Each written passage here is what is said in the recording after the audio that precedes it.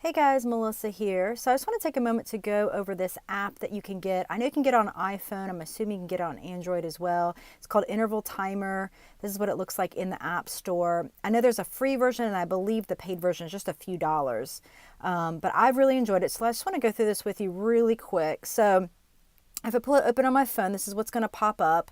So right off the bat, you can see sort of an overview of what you've done over the last few weeks. If you scroll through, there's also a little calendar icon up there, which I'll come back to. And then you can see your saved routines down there, and you can edit right from that screen. Or you can click the plus sign to create a new one, which I'll do here. So you just want to name it. I'll name this one Sample 2. And then you can decide if you want it to be simple or complex. Complex just allows you to add in different times, different interval times within the same workout. So if you wanted to do that, you could, but I'm just going to keep it simple. If you're doing the interval routine I gave you, you won't need to do complex. So first thing I would do is just go to warm up. You can change the color up if you want. It'll flash up on your screen, or you can keep it on the yellow, and then the duration. So just make sure you pick minutes and not hours. I've accidentally done that. So I'll do 3 minutes. And then if you want a sound to alert you that you're starting or that you're switching intervals, you can pick that there. So for this one, I'll pick bell. And then the next thing, I'm going to pick how many interval cycles I want to do. So the number of sets, depending on how long you want your total workout to be. So I'll stick with 10 for now.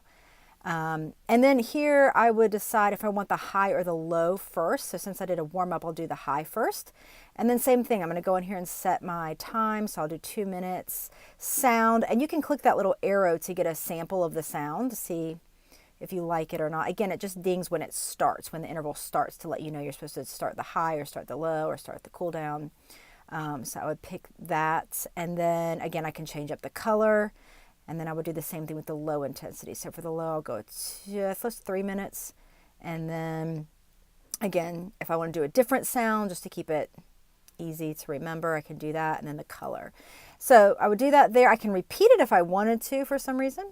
And then I'm going to do the same thing for the cool down at the end. So just click on that.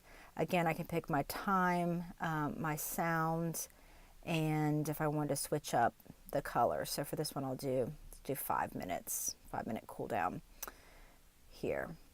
All right, and then I'm just going to save this, and then it's going to pop up there. So now you can see it in my routines. Now again, you can edit from here if you press the edit button. It'll give you the options. So I'm actually going to go in and change this from 10 sets to, let's change it to 3, just so I can go through this with you really quickly and show you what it looks like. And come back here, done. And then now I can click on the actual workout. It's going to come up. Now this little, on the left hand side, that little settings icon, I can make some adjustments if I want to like volume, if I want the phone to vibrate when I'm changing sets, or if for some reason I want to turn off the timer sounds, I could do that there. And then there's a few other options. And then on the other side, I have the little music icon. If I click on that, I can actually pull up my playlist from iTunes, so I can play music while I'm doing this, which is really neat. And then you'll hear the buzzards kind of over the music. So you just press start and it'll go, and you can see there, you know, the buzzard will sound, the color will come up. I'm going to just press the arrows to advance this so that we can go through it quickly. And of course, you could always do that in your workout if you wanted to for some reason.